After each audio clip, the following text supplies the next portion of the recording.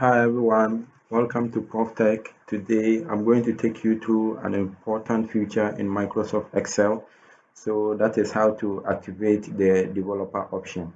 If you look at my ribbon here, you can see there is nothing like developer on the ribbon. And most of the time when you install Microsoft Office, you don't mostly see this ribbon until you activate it.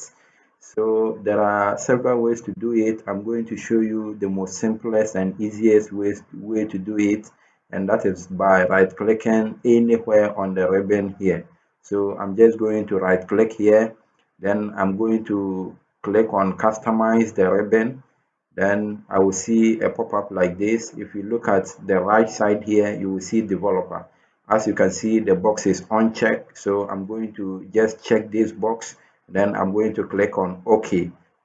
Right away I have my developer option here.